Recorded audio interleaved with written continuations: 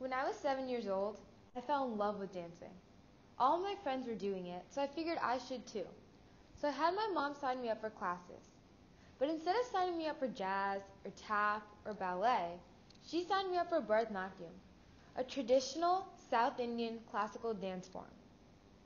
Being from South India myself, all my family knew the form, and it was just something that we did. The first week of classes, I absolutely loved it. I enjoyed it so much, and I was with a great group of girls and a wonderful teacher. I was an enthusiastic kindergartner who loved dancing. But a couple of months into the dance class, I began to lose interest. The initial excitement had left me, and I felt bored with the repetitive steps.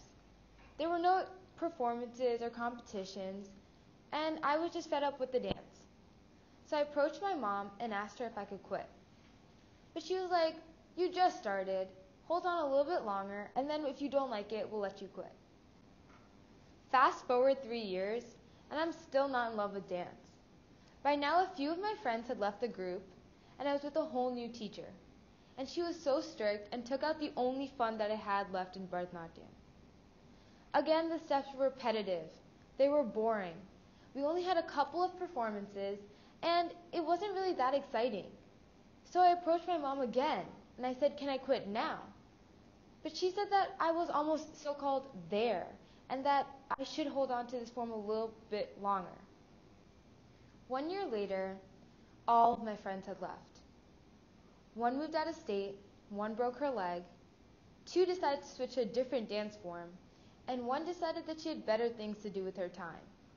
So I had switched teachers for the third time, and I was with a whole new group. I felt really out of place, and it was still the same steps. It was a little bit more advanced and a little bit longer classes, but honestly, I felt no connection whatsoever, and I didn't thoroughly enjoy it. So I asked my mom again if I could just quit, if I could just stop the torture that was Bharatanatyam. But she said, "No, hold on to it. It's something that's very important to our culture, and you'll regret it later if you do." I was infuriated. I mean, it's been 4 years. I was so fed up, and she said I could quit when I wanted to, and this was now. How does she know what's best for me? But being my mother, I still had to follow what she said. So I stayed with Bharatanatyam for another couple of months. And, as usual, she was right. A couple of months into it, I began to enjoy the dance again. The group of girls that I was dancing with were absolutely wonderful, and the teacher was super nice, and I started to enjoy Bharatanatyam once again. We started doing performances together and maybe one or two competitions, and I was starting to fall in love with Bharatanatyam again. That was until my mom went up to my teacher and said that I was ready to begin my Arangetram training. I was with my friends, and I figured, oh, it's probably some competition or something coming up. When we got back into the car on the way home, I asked my mom what an Arangetram was. That's when she said, "An Arangetram is the first performance by a student of Indian dance, which takes place in the presence of critics, fellow artists, family, and friends." Basically, a 3-hour dance that I would have to perform in front of all my friends and family. That's crazy. I dropped my water bottle, I stared at my mom, and I was like, what the heck? 5 years now, I have been telling her I am ready, I am done, I want to quit Bharatanatyam. But then she goes and signs me up for a 1 to 2 year commitment. I was so infuriated, like, are you kidding me? When I had finally calmed down, my mom talked some sense into me. And that Saturday, I was sitting in my first official Arangetram class. I was with a whole new group of girls, and it was the same teacher, but it was at her house. I still remember my teacher sitting us all down and speaking to us. She explained the hard work and dedication that comes with performing an Arangetram. She explained what a huge deal this was, that this was a huge milestone for all Bharatanatyam dancers. She was explaining the hard, rigorous exercises we'd have to do every day, endurance building, running a mile almost every day. And while all this sounded really scary, I was smiling because in my head I was thinking about how I was going to go home and watch some Netflix and not really listen to anything she really said. Because I knew this wouldn't go that far. My mom said I could quit when I wanted to, so a couple weeks in, I'd fake the dancing and then say I was fed up. Yet a couple of months later, I was still in the dance class because I had grown fond of the girls I was dancing with. They were all around my age. In fact, they were like 1 year older than me. And I was having fun. There was absolutely no stress since our dance was like a year and a half away. We had plenty of time. So we were just goofing around. We didn't really do much of the exercises. And I tried to practice, but I had so much time. What was the point? But we did take our practice seriously when we were with our teacher. She would go to each one of us, and we had a couple of dances that we did together as a group, and one or two that we did by ourselves, since it was unique Arangetram for each one of us. This is what a typical dance class would look like.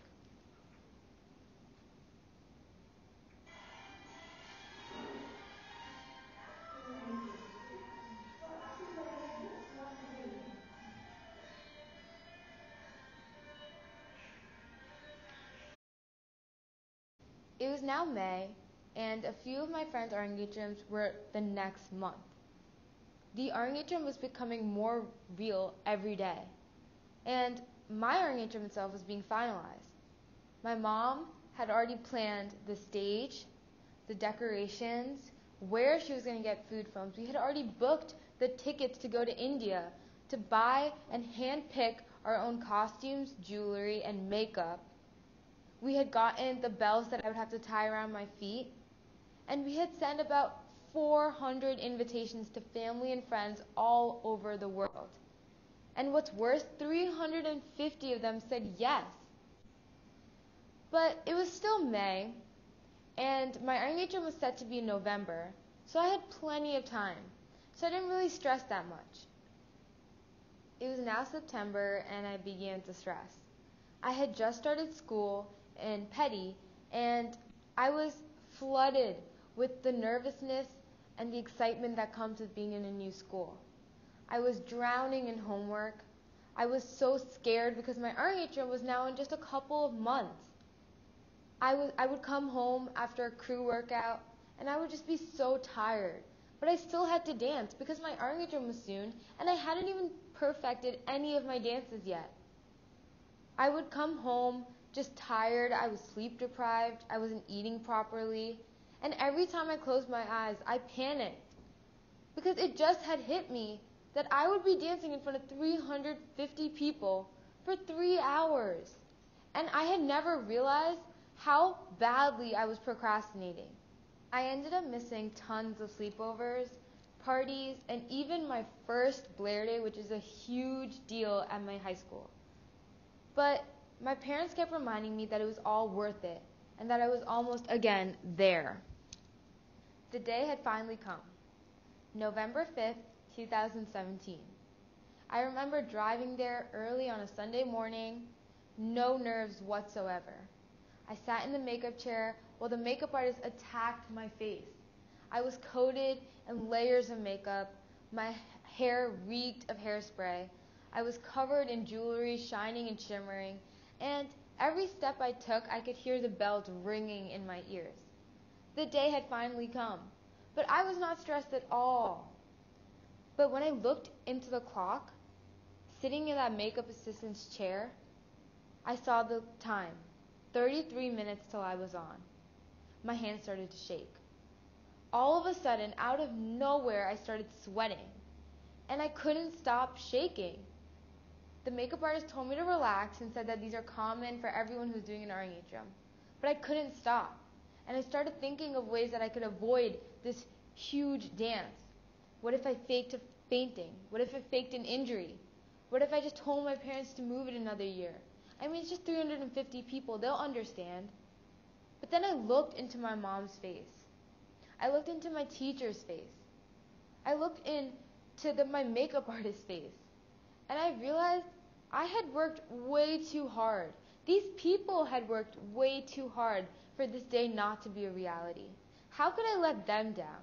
How could I let myself down like that? I had worked basically 7 years of my life for this moment. With this in mind, I stepped onto the stage. 3 hours later, I was surrounded by friends, family, and flowers. Everyone was congratulating me, and they were all smiling at me and hugging me. I looked and saw proud faces. Everyone was like, wow, that was crazy. How did you memorize all of that? How long did it take you to prepare for that? And honestly, too long. But in that moment, I regretted nothing. I looked back at my 23-minute dance and I laughed. I looked back at how I never did those mile runs and I laughed. Because my mom was right. It was worth it. That moment, that happiness I felt in that moment was unexplainable. I was there. So why did I just tell you about one of the biggest days in my life? Why did I just bore you with every little detail? Because I took away something so big from that dance that I had to share it with you. Never give up. It's 3 words you hear every day but never fully comprehend. The magnitude of those words is unexplainable. I had several opportunities during those 7 years to quit. I was not good enough. I didn't have enough time. I was overwhelmed. I was missing parties, sleepovers, the biggest day in my school. But my mom envisioned the happiness and the joy that I would feel on that Sunday evening. Before I even stepped foot in my first dance class, she was there to hold my hand and pull me through the pain and the torture. Vince Lombardi once said, "Winners never quit and quitters never win." I had so many opportunities to leave, but I would never feel that joy if I didn't. Quitters never get to experience the happiness and the joy and the success that comes with doing something great. The sense of accomplishment that comes with achieving the impossible. Because life is tough. Life beats you. Life puts you down. It tests you. So make mistakes. Lose a couple of times. But never give up. Thank you.